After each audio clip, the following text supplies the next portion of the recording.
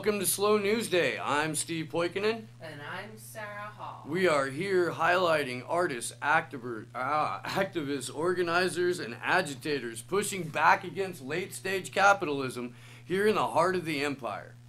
Joining us tonight is a buddy of mine, one of the Real Progressives crew, our third person from the Real Progressives crew on tonight. He lives in Boulder, Colorado. He's a psychotherapist, and he's also the founder of El Puente Dorado, which is an international grief and loss company that he will be telling us about at some point today. Please welcome to the show, Nick Maslow. Nick, how's it going, man? I'm doing great tonight. It's nice to meet you guys. Nice to be here, and I really appreciate the invitation to come, and I hope we have a good dialogue. I'm doing great. How you guys doing, by the way? Oh man, it's chilly in California, but we're not on fire. That's a beautiful day. Yeah, I was thinking about that. I have a buddy in Malibu, and it's been horrible. We apparently don't have fire season anymore. We just have a year.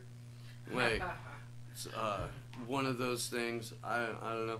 Let's jump in though, man. How does a psychotherapist, you can leave that, how does a psychotherapist get involved in macroeconomic activism? Well, the thing about it, I was with regard to how I became an activist and how I got into this whole thing with macroeconomics and politics and stuff like that is, essentially when I was a kid, I was like 17 or 16, and I remember the Persian Gulf War broke out, and it was the same time as, Anita Hill was testifying against Clarence Thomas, and, I was a kind of dyed-in-wool blue Democrat, and, I was raised in an activist family. My father was a Marxist sociologist, trying to get published in the height of the Cold War. So I came from a family that was very politically active. Oh, wow. I remember when Reagan beat Carter in 1980, and as a little kid, I was 6 years old. I remember crying next to my dad. So it's definitely, we had the 65 Volkswagen van and all that kind of stuff. So, for me, it was actually politics preceded psychology by far. And when I was in high school, there was this kind of whole, they do this kind of stuff with, grooming processes around who's going to get into becoming a lawyer, right, or all that, all those different things, Boys State, mock trial, Institute for Political and Legal Education. Yeah. It was, and I even did, Lincoln Douglas debate.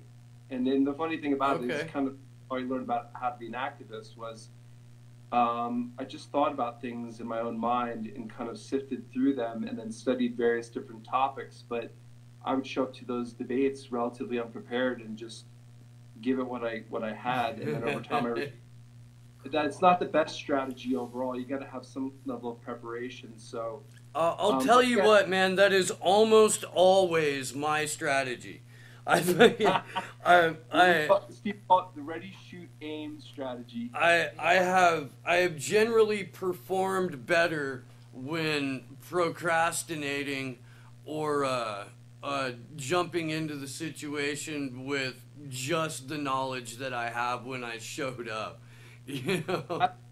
Absolutely. Although in the last several years, man, I have definitely been pursuing study much more, and you guys are part of the reason for that. Yeah. I mean, so just to close the loop really quickly, becoming a psychotherapist was just a matter of my own life process, and then getting back into politics was just, I found that arguing and debating politics for me was just not really where my bread and butter was. But yet I still have a compulsion to do it, as we often do, just kind of argue. But then, Real Progressives, it was basically Steve Grumbine, in 2015 was doing just endless live streams. And this guy is just ranting and raving. And I was like, this lunatic is making sense. Yeah, boy. Something very contagious about his enthusiasm. and I know what he's saying is true. I just don't quite know what the hell he's talking about. And then he brought on Ellis Winningham and all the great, macroeconomists. And I was like, this is something I could sink my teeth into, because it's really not a matter of like opinion. It's just, this is just the way things are, versus like Hillary Clinton is bad, or Donald Trump is bad, or Bernie Sanders is good, or whatever the case may be, Green Party, whatever. Macroeconomics is apolitical. And for me, it was just like, learn how to teach this stuff. So, study it. Like you're saying, Steve, just start studying it, watch the live streams, read the academic articles, read the articles in The Week, The Nation, Newsweek, the Stephanie Kelton interviews, all that. And then for me, it was just like, this is just, it's a high brainer, but it's a no brainer. This is where I want to put my energy. All right. So that's how it was for me, how it has been. Okay, that's cool. When you were talking about how you were brought up and how you were brought up in politics, I was thinking like, fuck, man, if this dude wasn't a Democrat, like he would have made my dad really proud. I had my dad was very politically conscious, but he was like the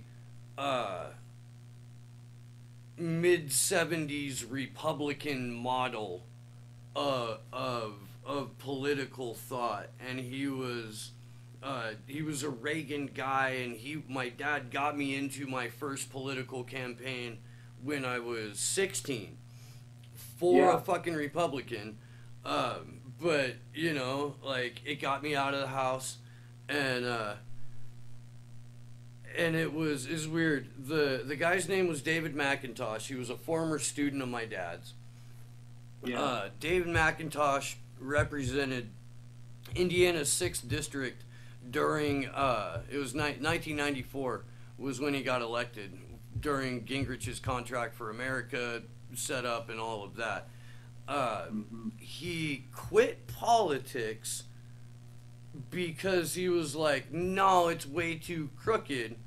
I genuinely can't do this. I have a little bit too much soul at this point in my life. I'm going to go do something else. He went and taught for a while. Now he runs some super right-wing fucking think tank, so it's, that didn't last. But Mike Pence took his spot, took that district. That's the district where Mike Pence was elected after being Rush Limbaugh on decaf on his radio show. That's how he described himself. Mike Pence was a fucking radio DJ. Did you know that? Yuck. No, I did not. Yeah, he did this shitty fucking radio show out of Indiana where he would like rail on conservative Christian causes, but in this really sort of polite and kind of money, like it was just, it was super creepy. Like he fucking looks like a disc jockey. Yeah, not a disc jockey. He was a radio show host. Like yeah, like it was like a 3-hour radio show. He was the Glenn Beck or Rush Limbaugh of Indiana. Crazy.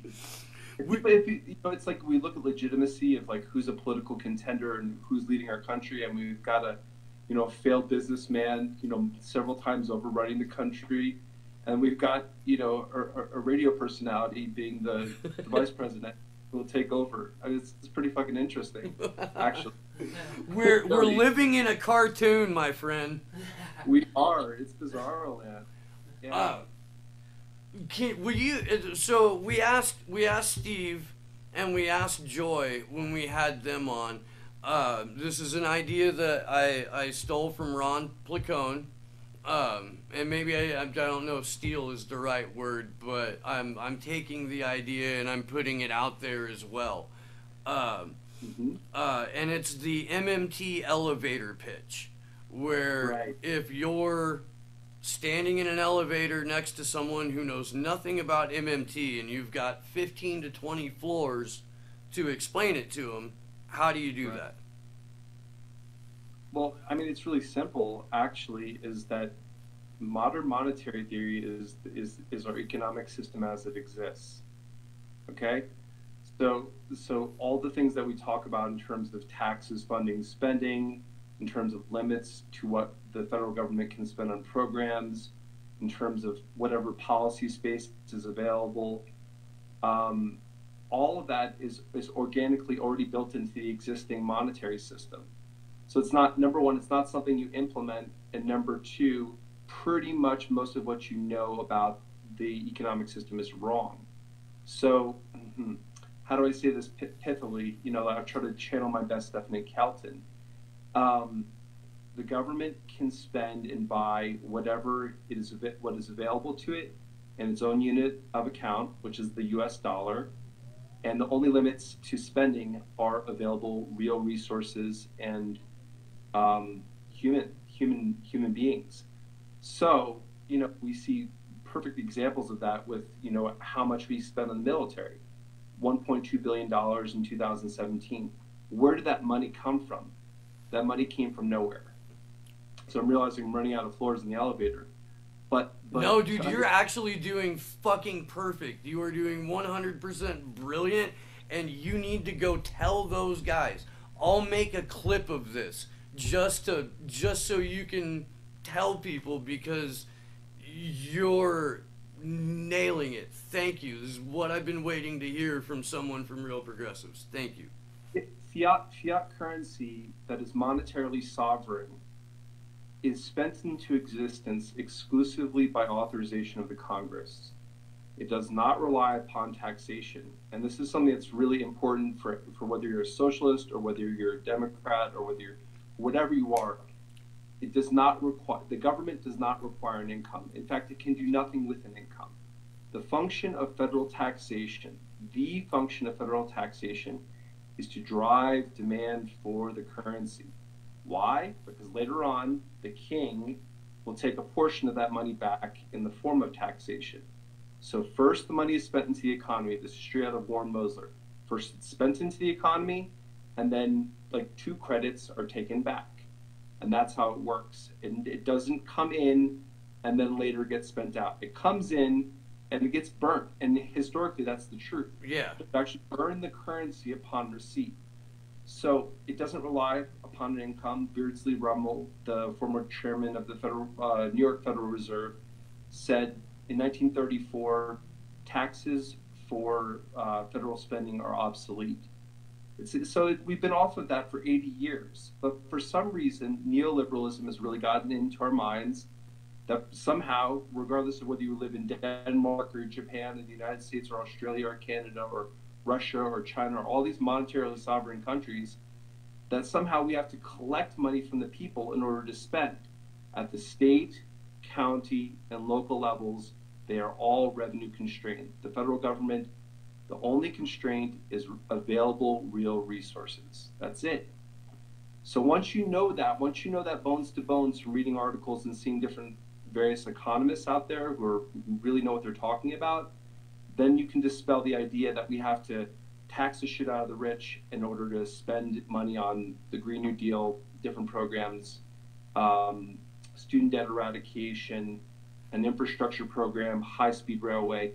Once you get that out of your head, we don't need to collect taxes on the rich in order to do that. Then we can do that first, level the playing field, economically for the 99%, as Bernie Sanders and kind of we talk about it colloquially. Yeah. Once the playing field is leveled, people are making $30,000, $40,000, $50,000 or more per year. Everybody. Then we have the time to storm Washington as a body of 500,000 people and sit on the Washington Monument and say, all right, now we want your money, rich people, because what you're doing is bullshit. It's dangerous. Your influence in the political system is actually incredibly toxic. We're going to tax you 90% for every dollar you make over $10 million per year that isn't reinvested in your employee base. But for now, the idea, and this is both practical and realistic, is the money needs to be spent on the people, and then we go after the wealth inequality. That's how I personally see it, and that's how the MMT academics talk about it. It's not a fight. It's not a fight to make right at this point in time, and it's not a fight that needs to be fought right now, because the Grover Norquist pledge. You guys are familiar with that, right? Oh, Jesus, yeah. Not going to raise taxes. They're unwilling to raise taxes on the rich. So once we make the rich obsolete, then we take their money and put it in the shredder. That's how I see it. I mean, as far as long-term plans go, that's fucking... I can jive with that. It's weird when you think about MMT, when you think about the fact that the majority of what people think they know about the economy is based off of 100% bullshit. That people make academic careers out of peddling this bullshit. Is mind-boggling. We have a segment... Even and especially on the left, Yeah. Like Paul Krugman, Pulitzer Prize winning economist, and Robert Reich, who is like by all measures a really likable human being. They give you this much that's accurate, and then they put in a whole bunch of stuff that's inaccurate. And then they brainwash. Robert Reich is still talking about taxing to spend, and the stuff that Bernie Sanders talks about with like the Wall Street speculation tax in order to pay for things. Robert Reich talks about it with sincerity, and he knows he's lying. I'm going to call bullshit on it right here on your show. And Paul Krugman knows he's lying, and he's been called on it by various academics. And from what I'm aware of, he just walks out of the room. I was gonna say, man, I know that when you try to bring it up to people who are at least acolytes of Krugman or Reich, they're dismissive. They don't even engage. They bounce. They bail, and it's a... I don't know, man. Aside from being just a super cowardly dodge, like I almost think that's the talking point. No talking point is the talking point. Yeah. Say more what you mean by that, because I think I agree with you on that. That no talking point is the talking point? I think that they know that it is better for them to not engage at all than to engage and then be disproven in front of peers or in front of journalists or in front of a camera. And I think that they would rather be seen as above the issue entirely than participatory, because it's going to expose the fact that they've been bullshitting people for their careers. That's where I'm coming from on that. And some of the academics, I forget who I heard it from most recently, have talked about the orthodox economists essentially being a cloister. And so that's exactly the truth, which is that their reputations would be ruined, their careers would be screwed. Maybe I don't know this, but maybe people who give them kickbacks for peddling lies would no longer fund them. That's speculation. I'm not going to say that. But you can say that their lives are made more comfortable by the organizations that employ them, and you could make the argument that those organizations would likely sever ties with them if they turned around and said, oh, by the way, I recently discovered that, that's also speculative, but you see it pan out when people counter the narrative on major media outlets. They'll fire Phil Donahue. They'll fire Ed Schultz. Abby Martin will be... Chris Hedges is bounced out into obscurity and has on contact with RT and does lectures. Nobody's covering lectures, The guy's a fucking war correspondent. He was the best of his time. I agree. Yeah. We have a segment on the show called Why Is This Bullshit? And we normally read off headlines, but I was specifically wanted to read this tweet by Josh Fox, who know what I'm talking about? Oh, he's the documentarian guy. Yeah. He was the guy who went on Chris Hayes' show, my old boss, with Susan Sarandon, and that was when Chris Hayes started the meme that Susan Sarandon ruined Christmas for everyone. Yeah, he eviscerated her on live television. I saw that. Yeah. Yeah. And Josh Fox wrote this yesterday. He said, I want to make it clear that no matter how much the Green Party tries to co-opt the message of the #fracking movement, I will never support them at the presidential level. They should have dropped out in swing states in 2000 and 2016. Their terrible strategy gave us Bush and Trump. And I thought that out of all of the bullshit things I could read off, since we're going to be spending some time talking about the Green New Deal, and I think that we're going to talk about the Green Party as a whole a little bit, I don't think that I could find a better representation of all-around bullshit than this tweet by Josh Fox, and I would like your take on it. Oh, it's incredibly discouraging. The whole spoiler effect, that's what it is in a nutshell. Yeah. It was disproven in 2000. Gore lost Tennessee. Gore lost Arkansas. He lost states that were carried by Clinton. And he, by all measures, on the coattails of a wildly popular president in Bill Clinton, he should have absolutely destroyed Bush. Absolutely destroyed. But he was wooden, you remember that about Gore? He was wooden. I do. He was an unlikable candidate. Nader took nationwide 300,000 votes or something ridiculous like that on a very solid, positive, sustainable message. Oh, they had a great platform. He had a great platform. He had a platform that would present well today. And Nader's been fighting behind the scenes the whole time for all the good things, and he was doing it even before he got into politics with the Corvair, not safe at any speed. So that's bullshit. That's discouraging that Josh Fox would say that. And then it's just not mathematically accurate what happened with Jill Stein.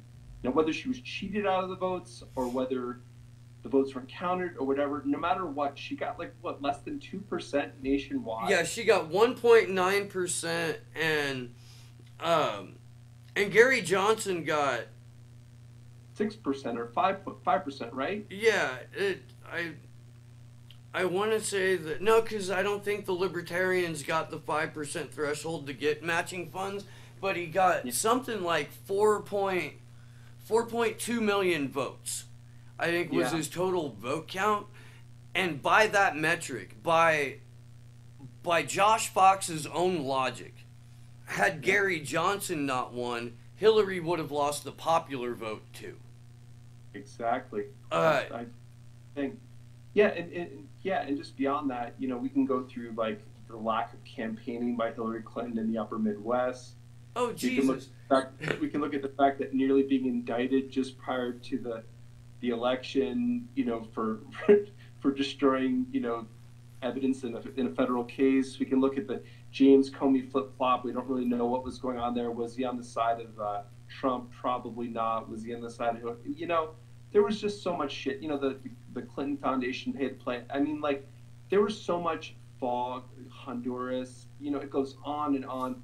It wasn't just revealed during the election.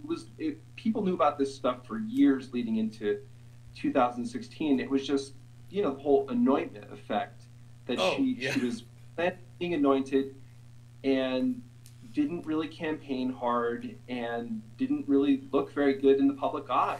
She should have destroyed Trump. Really. In a normal, with any other candidate, well, not any, but with most other candidates, I agree, and I agree they should have let the candidate who had the opportunity to beat Trump into the general election instead of stealing it from him. But in terms of running a political campaign, and again, like I said at the beginning of the show, shit that I was doing before I was old enough to vote, was working on political campaigns. In terms of running a campaign with the end goal being win the election, they did everything wrong. It was a shit campaign. And they talked about their strategy of Chuck Schumer. For every blue-collar worker we lose, we'll pick up 2 more conservatives in the suburb. You know? And, like, he meant that shit. That was a plan. We're going to get white-collar conservative suburbanites on board with Hillary Clinton at the expense of the fucking working class of America. No doubt about it. No doubt about it. Yeah, he said it. You know, his public persona matched his private persona. Working both events. Yeah, absolutely. So yeah, I mean, the fact that Josh Fox would say that is just, it's very discouraging, because I think, you know, his documentary work is good, and the way he stood toe-to-toe with Chris Hayes, and that was a really good interview, and I've seen several interviews with Josh Fox, and the fact that he would kind of rewrite the history on that. I don't know what would cause him to do that, but you don't have an ally in this incarnation of the Democratic Party. You don't have an ally. They worked against you. They deplored you. You were one of the basket of deplorables. The fact that you would kind of, you know, and I see a lot of that with people who are kind of like, oh, you know, well, you know, it was Cenk Uygur was what I forget his name, from TYT, but yeah, he was so hard for Bernie Sanders, and then when it was turning out that there was fraud there, he kind of backed away from the fraud narrative, and then was like, well, you just got to go with Hillary and all this kind of stuff, and I'm like, pump the brakes. You know they got, you know, TYT took $20 million from one of Hillary's top donors, right? Not surprised at all. This was January, or the deal was made, and they got the money right around the end of the election.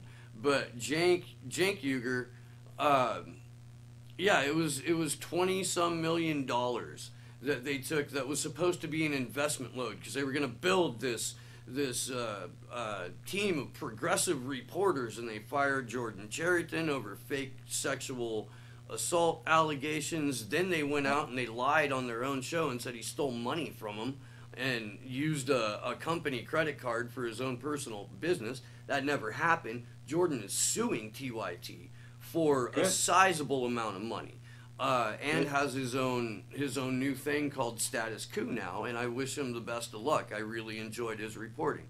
You know, I still do. I watch his show when I can. Cenk has been a libertarian for as long as he's been on my radar, and this goes back to 2004, 2005, when I was writing on the Daily Kos.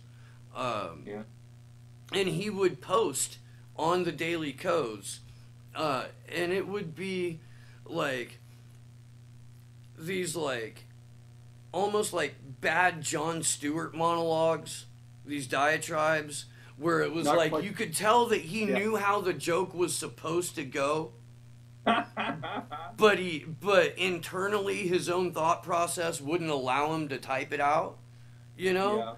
And he would wax libertarian a lot, and then he would apologize for being a recovering Republican and shit like that. And it's always been his thing, man, is that he found a niche in a medium that hadn't really been exploited. He already had a foothold in the progressive community. You know, TYT is like a 13-year-old network now. And he knew that progressives were starved for content. So he, in my opinion, cynically built this network, this TYT. But you'll notice that everyone who's been full-throated progressive is either marginalized or fired. They got rid of Michael Tracy, who did great work. Mike Preisner, that has the show with Abby Martin, he's like never on anymore. Or if he is, it's only because Jimmy Dore has him on. They like bury the live stream for aggressive progressives for non-members. Like, you have to go search for it. Yeah, you got to pay for it. And yeah, I like I said, I mean, they took, and I want to say I can't remember his name, and I don't want to get it wrong, so I'm not gonna say the name of their angel investor, but it's been I mean, it's been discussed pretty openly, or if you go into like a Jimmy Dore chat thread on one of his live Sunday shows, you know, there's always some punching of TYT as a network in there, because their show now is, you're at 95% Donald Trump, you know, and a little bit of celebrity gossip, or a little bit of like, hey, we still really like AOC, you know. Just wanted to let you know that we're the home of. Yeah. Yeah, I'm just not a fan of that network. There's a narrative among, and this is not, and this is TYT too, even though they're fake progressives, but there's a narrative among prominent progressives that our dollar is tied to the petrodollar. And this goes kind of along with the whole zeitgeist movement. Yeah. Can you kind of explain to us and our listeners why that is an incorrect narrative? There is no petrodollar. Period. This is kind of straight out of Warren Moser's mouthpiece. Basically, it's just a medium of exchange. So whether it's the pound sterling, you know, the British dollar, or whether it's the euro, or whether it's the yen, or whether it's the yuan, or whether it's a basket of currencies as they're talking about, all these currencies are free floating and can be exchanged for one another. So say for example, like they no longer accept United States dollars for petroleum exports. Okay. Okay. All the United States has to do is convert to euros, convert their dollars to euros, okay, and then buy exports in euros. Okay. So there is no thing as a petrodollar. All it means is that currently the means of exchange is dollars in exchange for petroleum exports. But it's of no consequence. Now, the value of the dollar, you know, holds strong as a world currency. So it's good. So they can take the dollars that they've earned, oil exporting nations, and then they can park their savings at the Federal Reserve, earning nominal interest at 2% or 4%, and be guaranteed that those checks will always clear. So that's great for them. But for us, it's like, okay, you won't accept our money? All right, big fucking deal. Now the leadership, this is what Warren Moser says, the leadership may have a problem with that, in our country. But the fact of the matter is, it does not matter whether it's being exchanged in dollars, euros, yen, yuan, Canadian dollars, pound sterling.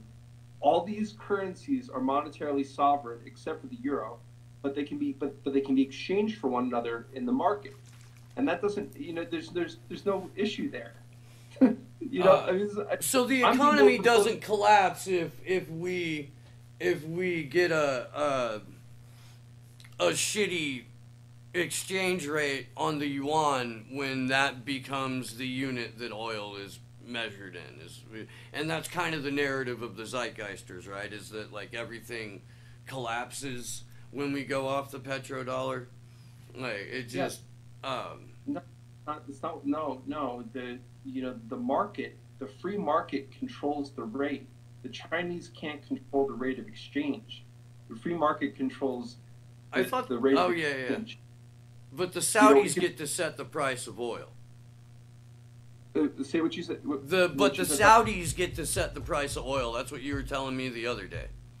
Yeah, and to my awareness, I know that Barack Obama made it part of his plan to increase, production of oil in the United States exponentially, and he did so. Yeah, he was out there bragging about how we're the largest producer now. But to my awareness, and I could be wrong, it might have shifted in the last year or two, but the largest exporting nation of oil was Saudi Arabia, and it had been Saudi Arabia. So as such, they had the ability to set the price.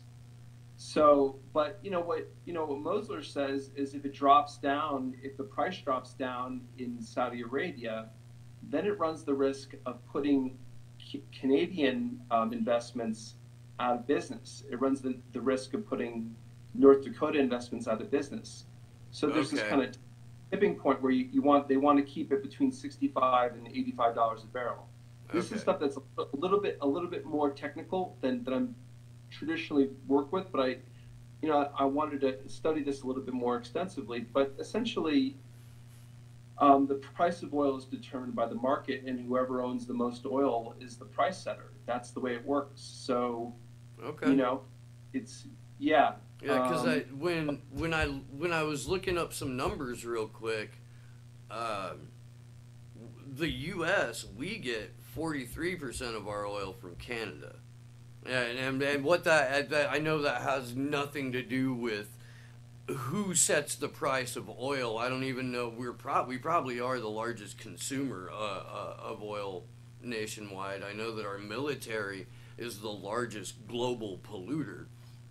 Even though China may create more pollution in one spot, when it comes to who pollutes on a grand scale, we've got 800 permanent military bases and we're in the water. I mentioned that because we had Lauren Steiner on over the weekend, and I really wanted to ask her this question, and she bowed out gracefully, very gracefully, and decided not to. But you're in Boulder, Colorado. We're in Santa Cruz County, Boulder Creek, California. Yeah. There's a very real chance that in the next 12 to 30 years, Sarah and I are going to become climate refugees. Yeah. So what my question is it possible to get elected officials who understand how MMT, that we operate on MMT, is it possible to get elected officials to get legislation passed on behalf of working regular people by that 12 to 20, 30 year period? Are there enough MMT literate, almost activist legislators currently operating or on a trajectory to become legislators to get action on reversing climate change done? It's a multifaceted question. Yeah. And I think this is interesting. I go back and I studied the tape on Randy Ray, who's been advising congressmen for over 25 years. And his straight statement, this is almost verbatim, is they know MMT. So it's not a matter of the candidates and the sitting legislators being MMT literate or knowing about what the policy space is that's available to do things like reverse climate change. It's a matter of us. It's a matter of the people. That's one aspect. But what I mean by that is that we have to be educated enough in modern monetary theory in order to compel the legislators to actually do their job. Yeah. So what we're seeing right now is the Overton window around what policy space is available is gone from we'll get to a Green New Deal when Santa Cruz is completely, burnt to a cinder, and when Florida is underwater and New York City looks like Venice. We'll get there at that. But what we've seen in the last 30 days alone is Alexandra Ocasio-Cortez is literally on her own with Stephanie Kelton ear whispering to her around modern theory. 28-year-old woman go, I'm going to get in your face, Nancy Pelosi, with 1,000 protesters, and we're going to have this broadcast on every network, and we're going to talk about a Green New Deal. It's not going to happen a year from now. It's going to happen right now. They haven't even been sworn into office yet. you know.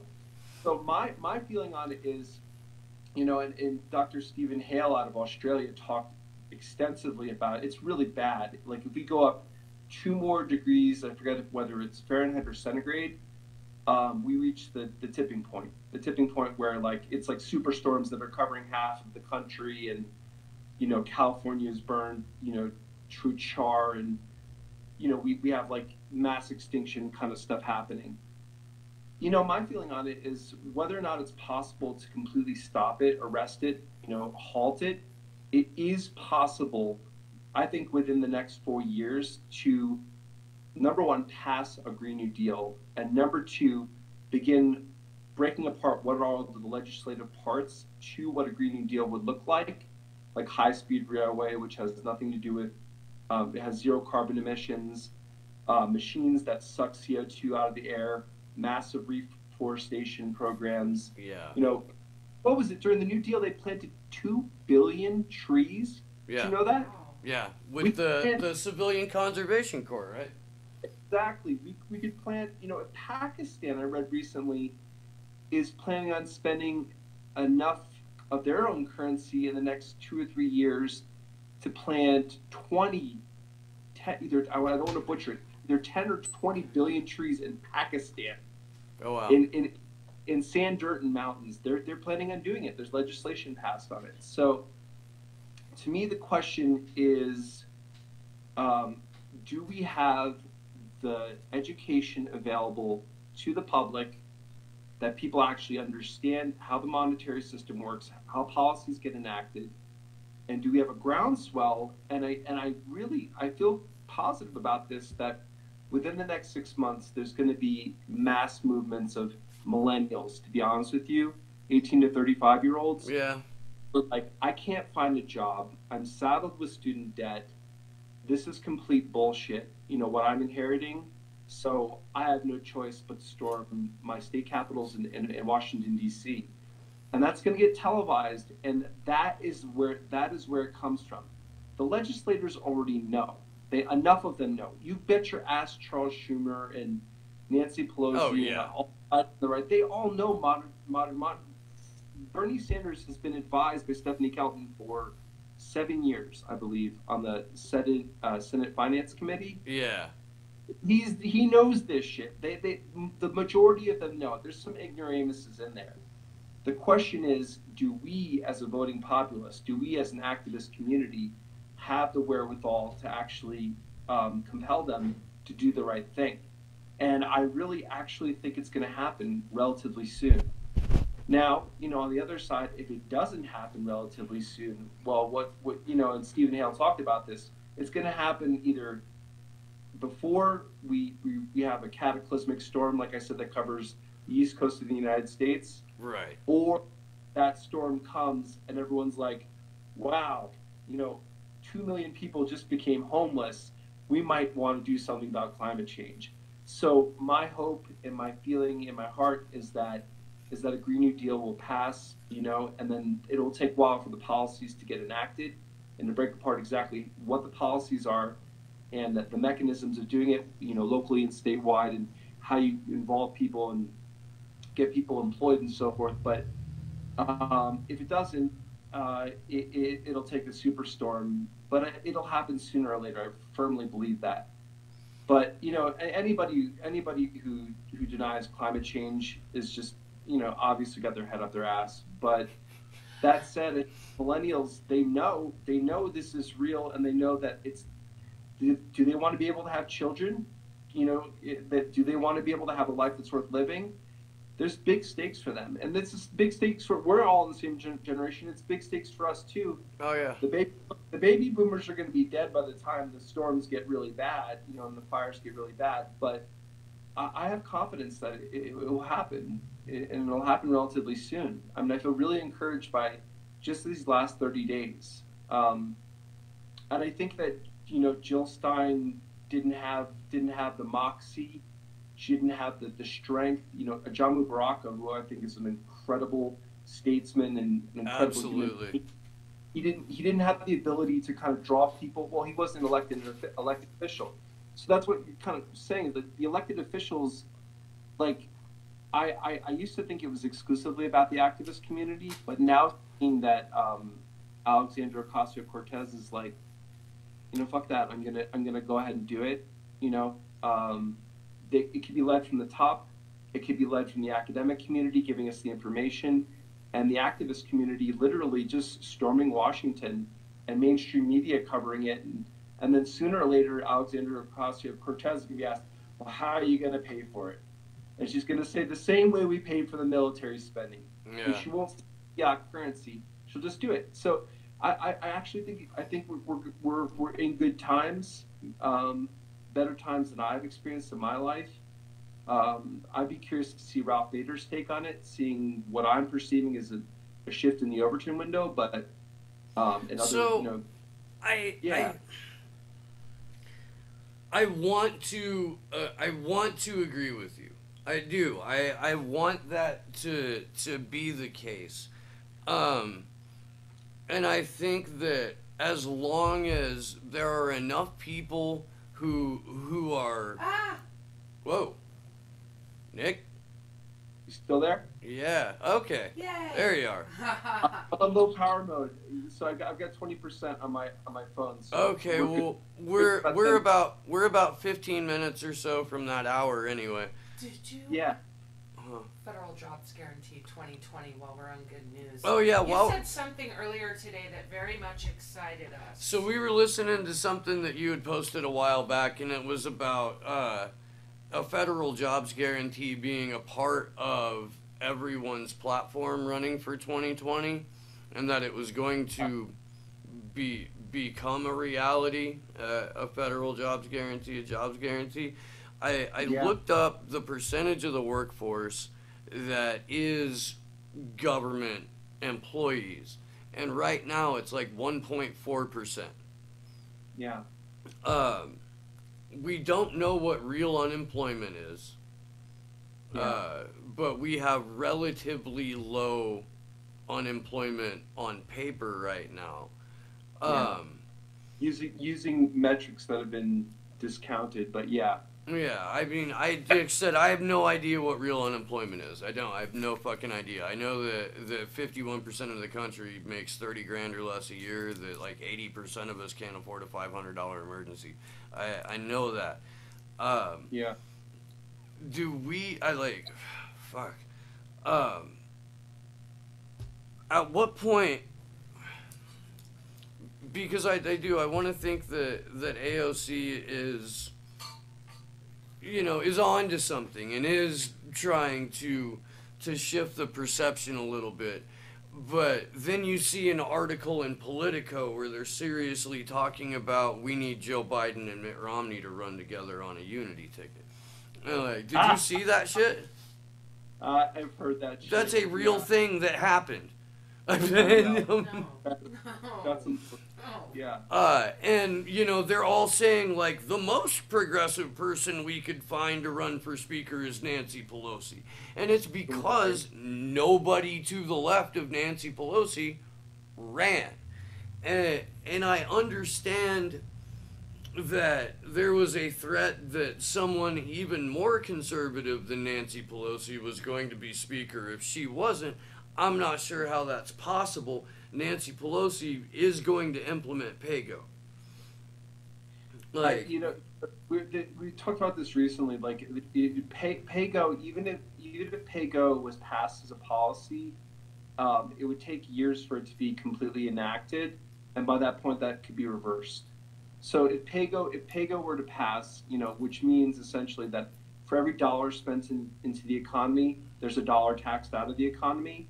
If it were to be passed as legislation, I really believe that by 2020, the Joe Biden Mitt Romney dream team, I think that is so out of touch with the reality of the moment. I mean, it's completely ass backwards, but it's out of touch with the reality of the moment. They would just lose.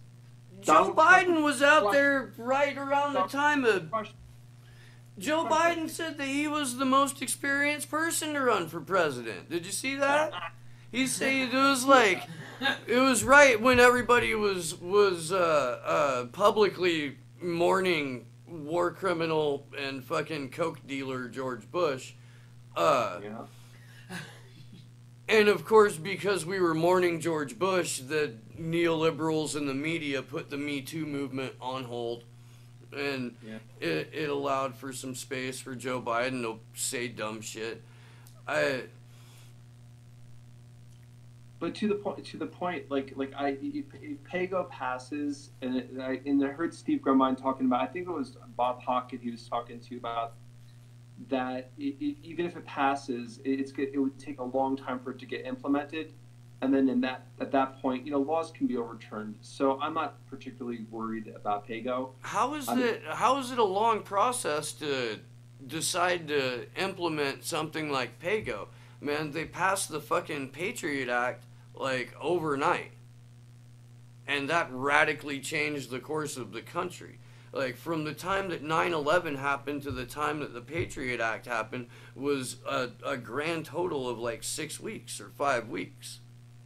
You have to this is my awareness, and it's only part of the awareness, is that you'd have to completely restructure the tax code.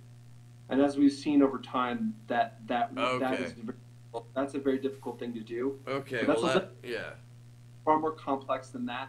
But the same thing with the Green New Deal is that if we passed what is known as a Green New Deal, an umbrella set of policies, there's still like, how do these get implemented on a statewide level, and who gets the jobs, and how do we hire the contractors, and what are the specific policies that get put into this good Trojan horse known as a Green New Deal?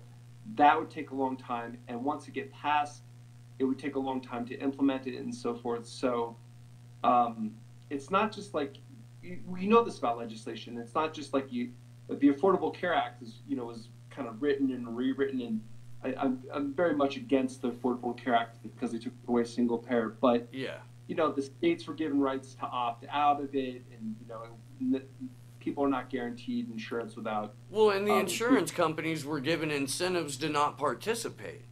Like, they had their own, it was, yeah, no, I was just talking to our producer, Barry, before the show about it, and he was putting forth the argument that it was, the incremental step to get us to single payer. And I countered with, it stopped being that step when they took away the public option. Single payer was the. Yeah, that's not how they presented it, though. They presented it as more of like a Medicare expansion thing in the public option. But yeah, but as soon as that went away, no, it did not. It was not an incremental step to anything other than a promise by the consumer to buy insurance or pay a fine. Yeah, it was to some credit. People in certain states, who couldn't afford cancer drugs, were now number one able to get their medications. Are now allowed to have access to health care, and some of them got Medicaid. So there were a lot of people who were covered by it, but the whole incrementalism thing was just when you took off the public off the ability of the entire nation to have free health care. Right. So it's not going to lead to that. But yeah, But policies in my awareness, policies take a while to enact. So I'm not too worried about PayGo. I think it's a fucked up policy, but I don't think it will ever really take hold. And I think it will take a while for Green New Deal programs to within that to actually be enacted, even once the bill is passed. So I'm saying in the future positive, but I think it will get passed. So my fear is that the Democrats are crooked as a dog's hind leg, and that they're going to look at any and all new legislation through the lens of PayGo. And they will state that it has to meet a PayGo standard before it can come out of committee, because that's what's going to be implemented when it is implemented. And I think that that procedural trick, it's going to stop a lot of good things from happening before they start, one, but I do think it's a point to organize around. And I think it's a point to drive home in the activist community that, and this is something that we talk about on the show, not enough because most people aren't picking up on it yet. But you have to have a political arm in activism. You have to have people that are engaged and involved in the political process who are doing things on your behalf, even if they're imperfect allies. I get that. I do. Yeah. Yeah. But while that is happening, we need asses in the streets. We need people right up in the face of public figures, be they elected officials or media or fucking celebrities. If Rosario Dawson came out, started talking about MMT right now, motherfuckers would listen, you know? Yeah. Like, the outreach that we need to be doing as people who understand that you can't fucking change things when you're voting in a rigged system inside a duopoly. Like, that's, we need to be hitting up as many different platforms and avenues as possible. And let me can I interject something? Oh yeah. We're kind of double bind because this is what, you know, a lot of the activist community say what you're saying, and I agree with you that if we you know, this is what I call barnstorming state capitals and barnstorming, you know, the Congress, you know, and just saying like, enough, these are the changes that need to happen, and we're going to sit here until you fucking make this shit happen. The thing about it is people are so, it's not the 60s and 70s, people are so broke. Yeah. And there's, or one paycheck away from poverty and all that. And that's my analysis on it. It's not just it's not a matter of laziness, and it's not a matter of political disinterest. I think it's a matter of people being like, well, if I do that and nothing happens, well, then what? Well, then I just lost my job. I can't pay my fucking rent. Yeah. And now, and I'm anemic and ineffectual. So when I see that like 1,000 protesters are sitting outside of Nancy Pelosi's office saying, you know, we're going to have a Green New Deal and we're going to have it right now, that's the signs of encouragement that I'm looking at. And then when people see like Nancy Pelosi start talking in a public way about, well, yeah, we're starting to think about that, and then another, you know, 10,000 because now we know we got her on her heels. You know, we're doing rope-a-dope.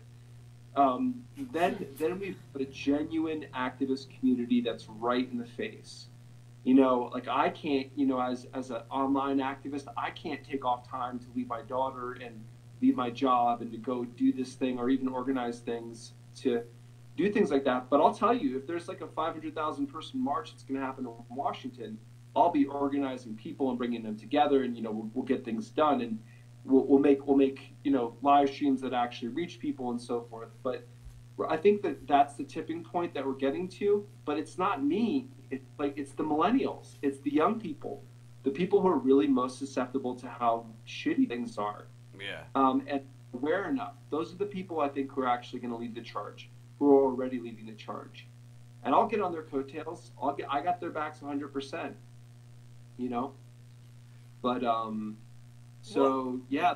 I mean, you know, I get that. I understand that you're passing along credit, but give yourself, you know, your own due. Like you do a lot from where you are, and the people that are going to go out and march are doing so in part because they've been inspired by what you do. So don't downplay it, you know. But I appreciate you saying that. But to me, it's like it comes from the academics, and then those who were taught by the academics, and they taught me and people who are on my level, you know, kind of foot soldiers of the MMT stuff. And then, you know, if I give ammunition to young generation of like, no, you can afford this policy right fucking now, then great. I feel good, you know, being a cog in the whole wheel. I really do, but I appreciate the feedback. It means a lot to me. I know that you gotta go here. You're very welcome, by the way, too, man. I really like what you guys are all about. I know you gotta go here soon, but if you could let us and our listeners know what El Puente Dorado is all about, that would be cool. This would be a great time for that. Yeah. Thank you for asking. El Puente Dorado was kind of born in a period of my life of like massive transformation. I realized that like, and it's kind of a macrocosm issue that we're dealing with as a society of like, we're not connected enough. I think a lot of us are experiencing that, maybe most of us. And I realized that what I was going through, and this has kind of been a narrative of me in my own life, is I got to figure this out all on my own, you know, and the pain and the pain of the transition. And I met with my family. It was scattering my grandmother's ashes in Florida in March of 2014. And I had seen my dad's side of the family. I hadn't seen like 30 years, some of them. And I realized, wow, I feel so whole and complete as a human being. And that's when it dawned on me that I needed to create some kind of organization that could help people with their grief. You know, seeing my cousins who I hadn't seen in forever, and just realizing that we needed to be there for each other. Well, I'm a trained psychotherapist, and I've been teaching Buddhism now for 16 years, and I know other people who have various different skill sets around movement and dance, and and just know how to help and heal people. We're also psychotherapists. I brought this team together, and the idea was to do it out of the country, in the Yucatan, in central Mexican peninsula, in a place called Valle de Bravo outside Mexico City, and in La Paz in southern Baja, okay. And use water. And I just got back from Mexico last night, and I basically scouted the whole program for the Yucatan. I did all the things that the participants will do, and cool. It was just delightful, like swimming with stingrays, swimming with sea turtles, and school. I'm not joking, like 500,000 sardines swimming all around me. It was beautiful. Like I tried to, couldn't even catch one of them. But you're on the water. I feel jealous because like I love the water. I'm a Jersey boy. But using the water as a medium of healing, beautiful. And the therapeutic support for people who are going through loss of loved ones, divorces, recovery from spinal surgery, you name it, who just need a community around them for 10 days to start opening up, put it back together, and then provide them support afterwards. So that's the view and the vision, is kind of giving people what I never had for myself, because I know it's a necessary process of healing. Cool. So that's the view of it. That sounds awesome, man. I'm trying to find something that I'm trying to find a quote. Oh, hey, you there? Oh, you are. Yay. All right. Shit. I had something about water, but now I can't find it, so I'm gonna go ahead and pass on that. You went to Naropa, right? Yeah. Yeah. Okay. So I used to live in Louisville. Yeah, I live in Louisville. I worked at the Huckleberry. Huckleberry has some of the best food in town. And absolutely. I worked at the Druid's Arms, which I don't know if that's there anymore or not. I'm not familiar with it. But okay, yeah. It was across the street from it was like a couple of buildings down from the Huck, and then across the street. Louisville is this crazy old mining town, all right? And they've got tunnels underneath it that were like the brothel tunnels and shit, and the prohibition tunnels from back in the day. Like you could stand behind the bar at the Druids and you could look down in the drainage thing, and there was the fucking tunnel there. They had that restaurant and hotel, I can't remember the name of it, but it was right down the street from the Blue Parrot. That was like, yeah. They let you down in the tunnel, or at least the opening to it. That's crazy. The stories that and I don't know if you've heard them or not, but Sinatra used to play at Joe Kalachi, or at Kalachi's, which is like a couple of restaurants up from the Melting Pot. No Sinatra way. used to hang out there. Like he would play Denver and then come up to this little Italian restaurant in Louisville, Colorado, and there would be Cadillacs lined down the street. Like all of these mobbed up guys would come and hang out there. That's crazy. I didn't know that about. Louisville's great. Yeah, I drove through it a few years ago by my family. We went out to go see my mom for Christmas in Indiana, and on the way back, we stopped and saw a buddy who lived in Loveland, and had some food at the Huckleberry, and took like a 10-minute lap. Pretty sure I stopped at the Brass Monkey. But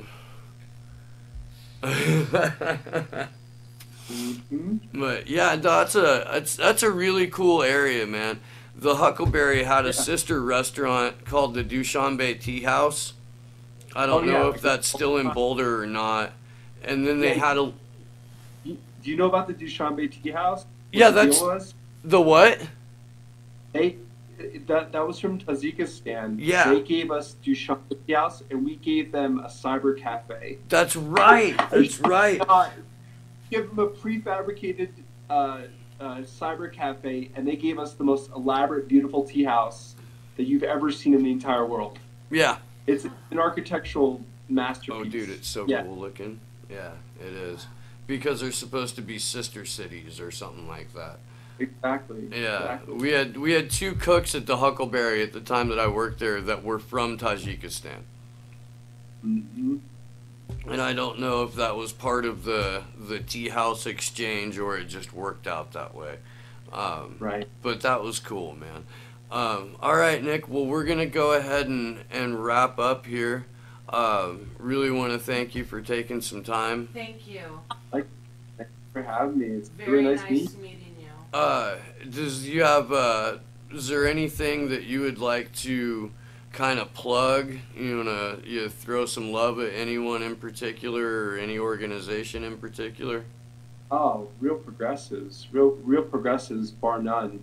I mean, real progressives, covers a lot of different things on the political spectrum and in their main site. But real progressives, to me, is the foundational element of macroeconomic policy, which is public policy. So if we all know how to fund programs, there are no fucking obstacles. That's the deal.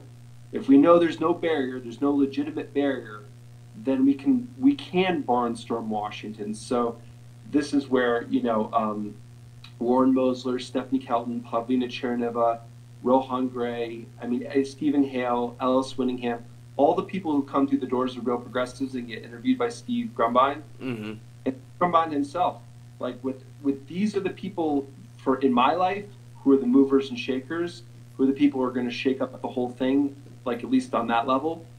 And that's what I'm dedicated to. So big shout outs to all the economists, the activists, and everybody on that team, no doubt.